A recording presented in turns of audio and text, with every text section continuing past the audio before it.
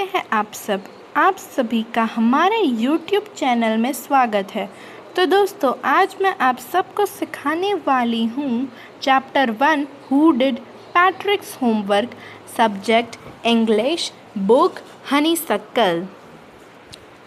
तो दोस्तों, अब हम इस चैप्टर की शुरुआत करते हैं। Patrick never did homework. Too boring, he said. He played hockey and basketball and Nintendo instead. His teachers told him, Patrick, do your homework or you won't learn a thing. And it's true, sometimes he did feel like an ignoramus. But what could he do? Do. He hated homework. तो दोस्तों, इस chapter में define किया जा रहा है एक लड़के को जिसका नाम है पैट्रिक। और जो पैट्रिक्स के टीचर होते थे वो उसे हमेशा एडवाइस देते थे कि पैट्रिक पर थोड़ा सा लिख लो, पढ़ लो और you want learn a thing. उसके जो टीचर्स थे, teachers advice him that do your homework। ठीक है, अब हम आगे बढ़ते हैं। और उसको लगता भी था, समटाइम्स उसको ऐसा भी लगता था कि वो एक इग्नोरमस हो गया, उसे सब लोग इग्नोर कर रहे हैं क्योंकि वो एक अच्छा लड़का नहीं था। क्योंकि जो लड़का होमवर्क ना करता हो, अच्छे से डिसिप्लिन ना रखता हो, उसको कोई अपना फ्रेंड बनाना नहीं चाहेगा। But what could he do? वो भी क्या कर सकता था? ही हेटेड होमवर्क। उसे वो होमवर्क करना ही नहीं चाहता था, वो होमवर्क को हेट करता था।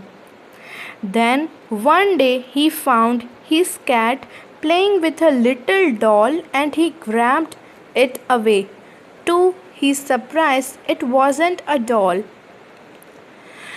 तो इसमें ये कहा जा रहा है कि एक दिन उसकी जो कैट थी वो उसे लगा कि एक लिटिल डॉल के साथ खेल रही है, तो पैट्रिक ने उसे जल्दी से ग्रैब कर लिया।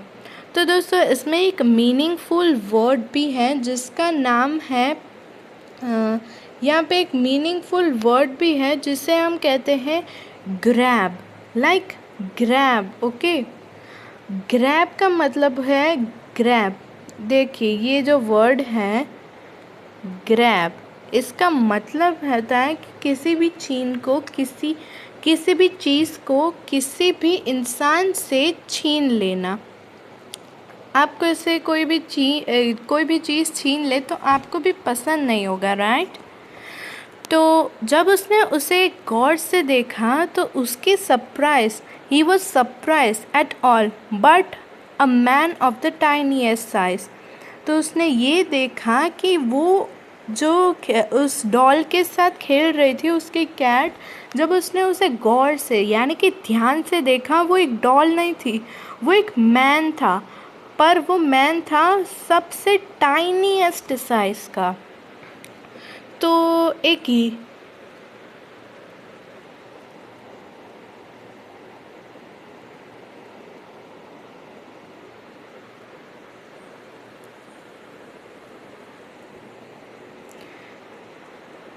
तो यहाँ पे भी एक वर्ड बनता है कि ये जो है वर्ड टाइनीएस्ट, ये भी एक हार्ड वर्ड में ही आता है। टाइनीएस्ट वो जो है वो भी एक ये जो टाइनीएस्ट है वो भी एक वर्ड है, वो भी एक हार्ड वर्ड में आता है। टाइनीएस्ट का मतलब होता है सबसे छोटा। He had a little wool shirt with old-fashioned breeches and a high tall that much like a witch। तो उसने ये देखा कि उसके जो कपड़े उसने उसके कपड़ों को डिफ़ाइन किया। A little wool shirt, उसने वुल के कॉटन यानी कि वुल जो है उसके टाइप के कपड़े पहने हैं। A high tall, और उसने एक विच यानी कि चुड़ैल, उसके टाइप की हैट पहनी थी। और विथ ओल्ड फैशन्ड ब्रिचेस का भी यहाँ पे मतलब लिखा गया है, ब्रिचेस और शॉर्ट ट्राउज़र्स। ठीक है। He yelled, "Save me! Don't give me back to that cat! I will grant you a wish. I promise you that." तो उसने चिल्लाया कि मुझे बचा लो, सेव मी, डोंट गिव, मुझे उस कैट के पास वापस मत भेजना, I will grant you a wish. Grant मतलब मैं आपकी एक विश पूरी करूँगा। Patrick couldn't believe how lucky he was. Here was the answer to all of his problems. Patrick believe नहीं कर सका कि वो कितना लकी था। हियर वॉज उसकी सारी प्रॉब्लम्स का आंसर था ये। So he said, only if you do all my homework till the end of the semester, that's 35 days, if you do a good enough job I could even get A's। तो उसने उस man से ये कहा कि only अगर आप मेरा homework till the end of the semester, यानी कि 35 डेज़ तक अगर आप मेरा होमवर्क करोगे तो अगर मुझे शायद ए भी मिल जाए अपने एग्ज़ाम में या फिर होमवर्क में। The little man face wrinkled like a dishcloth thrown in the hamper। तो यहाँ पे भी एक वर्ड बनता है जो है ये wrinkled। ये जो wrinkled वर्ड है WRINKLED, ये जो वर्ड है wrinkled, उसका मतलब होता है उसका जो फेस था पूरा, उसका जो फेस है वो पूरा सा मुरझा गया था, यानी कि वो बहुत दुखी हो गया था। लाइक अ डिश क्लोथ, डिश क्लोथ आप देखते हैं जैसे कि टेबल क्लोथ होता है जो हम टेबल पे पूरा बिछा देते हैं, वैसे ही dish cloth. Thrown in the hamper, जिसे हमने फेंक दिया हो एक हैम्पर, डस्टबिन में। He kicked his legs and doubled his fist, and he grimaced and scowled and pursed his lips। उसने अपने पैरों पे लात मारी, doubled his fist and grimaced, वो scowled हो गया मतलब टेंशन में आ गया था, और उसने अपने आप से बोला, ओह am I cursed but I will do it। उसने बोला कि मैं cursed, मुझे कोई श्राप मिल गया है, बट उसने कहा कि मैं इसे ज़रूर पूरा करूँगा। And true to his word, the little elf began to do Patrick's homework। और वो बिल्कुल सच्चा था, उसने पैट्रिक का जो था वो होमवर्क करना शुरू कर दिया। तो यहाँ पे आप इमेज एक देख सकते हैं कि पैट्रिक और जो एल्फ है वो दोनों ही होमवर्क कर रहे हैं। एल्फ उससे कह रहा है कि तुम ये करो ये करो। Except there was one glitch. The elf didn't always know what to do and he needed help. Help me, he had to say, and Patrick would have to help in whatever way। तो उसने ये कहा कि एक glitch थी, glitch का मतलब होता है एक प्रॉब्लम थी, एन इनफॉर्मल वर्ड, एक प्रॉब्लम थी कि जो एल्फ था उसे पूरी तरह से सब कुछ नहीं आता था, उसे पैट्रिक की हेल्प हमेशा चाहिए होती है, उसे हमेशा पैट्रिक की हेल्प की ज़रूरत थी। I don't know this word, the elf squeaked while reading Patrick's homework. Get me a dictionary. No, what's even better, look up the word and sound it by each letter। उसने ये कहा कि I don't know this word। देखो यहाँ पे आप एक देख भी सकते हो कि एल्फ जो है वो एक पॉइंट आउट भी कर रहा है यहाँ पे कि मुझे ये वर्ड नहीं पता है, मुझे इस वर्ड का जो है वो मीनिंग ढूंढ दो। गेट मी अ डिक्शनरी, वो पैट्रिक से ही डिक्शनरी मांगता था। No, what's even better, look up the word and sound it out by which letter, वो पैट्रिक से ही कहता था कि इसे साउंड प्रोनाउंस करो वर्ड को। When it came to maths, Patrick was out of luck. What are timetables? The elf shrieked. We elves never need that। तो ये कहा जा रहा है यहाँ पे कि जो मैथ्स की जब बारी आती थी, जब मैथ्स का होमवर्क करना था, वो पैट्रिक था वो आउट ऑफ लक था, उसका लक अब काम नहीं कर रहा था। वो जो एल्फ था उसने पूछा कि टाइम टेबल्स क्या होते हैं। The elf shrieked. तो ये जो वर्ड है श्रिक्ड, इसका मीनिंग आपको यहाँ पे दिया गया है। Shrieked gave a short high pitched cry. Cry, वो एल्फ जो था वो रोने लगा। We elves never need that. उसने कहा कि हाँ, मैं एक एल्फ हूँ, तो हमारे जब भी जहाँ भी हम रहते हैं हमारे जैसे एल्फ्स को इसके कभी ज़रूरत नहीं पड़ती। तो and addition, subtraction and divisions and factors. Here, sit down beside me. You simply must guide me. तो उसने ये कहा कि जब एडिशन, सब्ट्रैक्शन, डिवीजन, फ्रैक्शन सबकी बारी आती थी, उसने पैट्रिक ने जो था उस एल्फ से ये कहा कि आप मेरे बाजू में बैठ जाओ। मैं आपको जो एल्फ था उसने पैट्रिक से कहा कि आप मेरे बाजू में बैठ जाओ और मुझे गाइड करो। Guide me. Elves know nothing of human history. To them, it's a mystery. So the little elf, already a shouter, just got louder. Go to the library. I need books, more and more books, and you can help me read them too. तो जो elves था उन्हें human history यानी कि biology, geography उनकी कभी ज़रूरत नहीं पड़ी। तो उनके लिए जो ह्यूमन हिस्ट्री था वो एक मिस्ट्री के बराबर था। उसने जो लाइब्रेरी थी उनसे बुक्स, जो लाइब्रेरी थी उससे उसने बुक्स मांगी, सब कुछ उसने किया। उसने जो था उसने लाइब्रेरी से बुक्स मांगी। I need books, louder louder, go Patrick, उसने सब कुछ कहा। As a matter of fact, every day in every way that little elf was a nag. Patrick was working harder than ever and was it a drag. He was staying up nights and had never felt so weary, was going to school and his eyes puffed and bleary. यहाँ पे ये कहा जा रहा है कि as a matter of fact Patrick जो था वो ज़्यादा से ज़्यादा अब पढ़ने लगा था, ज़्यादा से ज़्यादा वो मेहनत करने लगा था। पैट्रिक ज़्यादा से ज़्यादा मेहनत करता था, पढ़ता था, स्कूल जाता था, नाइट्स जो रातों रात पढ़ता था। ही फेल्ट सो वियरी, उसको मज़ा भी आता था पढ़ने में। वॉज गोइंग टू स्कूल, वो स्कूल भी जाता था विथ इज आइज पफ्ड, यानी कि उसकी आइज उसे जैसे कि हमारी आँख में जैसे काला काली नहीं हो जाती है, जैसे कि हम रात को सोते नहीं हैं, ठीक से नींद नहीं आती, तो वैसे उसको भी होता था। Finally the last day of the school arrived and the elf was free to गो।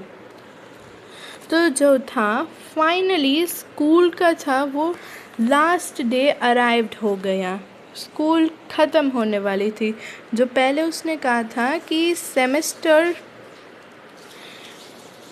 जैसा कि उस एल्फ पैट्रिक ने उस एल्फ से वादा किया था कि जैसे ही semester last day of semester arrive, जैसे ही सेमेस्टर ख़त्म हो जाएगा मैं चला जाऊंगा। तो कुछ वैसा ही हुआ, सेमेस्टर ख़त्म होने वाला था और लास्ट डे आ गया सेमेस्टर का। The elf was free to go. As for homework there was no more, so he quietly and slyly slipped out the back door. तो इसमें ये कहा जा रहा है कि वो स्लाइली क्वाइटली वो डोर से जो है वो भाग गया। यहाँ पे स्लाइली का मतलब भी दिया जा रहा है, स्लाइली यानी कि secretly. Okay, Patrick got his A's. His classmates were amazed. His teacher smiled, and his parents were full of praise. And his parents, they wondered what had happened to Patrick. He was now the model kid. Cleaned his room, did his chores, was cheerful, never rude, like he had developed a whole new attitude. तो इसमें ये कहा जा रहा है कि Patrick got S, यानी कि उसको एक ग्रेड मिला अपने सेमेस्टर यानी कि एग्ज़ाम में। उसने उसने अपना पूरा जो होमवर्क था वो कंप्लीट कर लिया। फिर उसके जो टीचर्स थे वो फुल ऑफ प्रेज, उनमें एक जोश भर गया था। फिर उसके क्लासमेट थे वो अमेज, चौंक गए। उसके टीचर्स को भी बहुत अच्छा लगा। और उसके पेरेंट्स, उन लोगों ने ये सोचने लगा कि पैट्रिक को क्या हो गया है। He was now the model kid. वो एक बहुत ही स्टार बन चुका था अपने क्लास में। वो अपना रूम साफ़ करता था, अपने डेली के कोर्स करते था, वो चीयरफुल था, र्यूड मतलब कभी भी चिढ़ता नहीं था किसी से।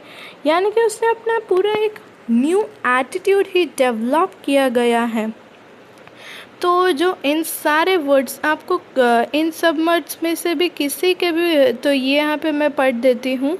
An informal word a child, course यानी कि work that must be done every day, often boring, attitude, a feeling about someone or something।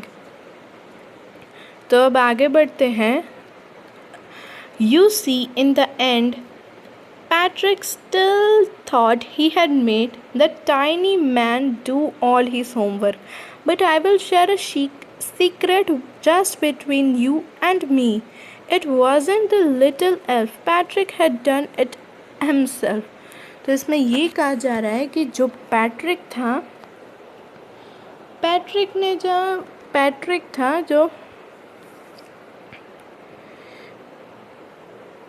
मैं यहाँ पे थोड़ा सा लिख देती हूँ, मैं यहाँ पे थोड़ा सा ड्रॉ कर देती हूँ। जो पैट्रिक वो अभी भी थिंक करता था कि उसका जो सारा होमवर्क था वो उस एल्फ ने किया हो। लेकिन मैं आपको एक ये चीज़ क्लियर कर देती हूँ कि जो पैट्रिक था उसने ही अपना सारा होमवर्क किया था। तो इसमें हम ये पढ़ सकते हैं कि जो पैट्रिक था उसने अपना सारा होमवर्क खुद ही किया था। मैं आपको फिर से एक बार कर देती हूँ। पैट्रिक, ये जो था वो पैट्रिक वो थॉट करता था। पैट्रिक वो जो था वो थिंक करता था कि उसका जो सारा होमवर्क है, उसका होमवर्क वो सारा का सारा उस एल्फ ने किया है। ठीक है, जो पैट्रिक थिंक करता था कि उसका सारा का सारा होमवर्क जो था उस एल्फ ने किया है, लेकिन सच में Patrick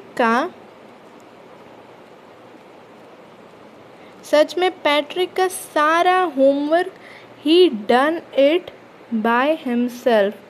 he done it by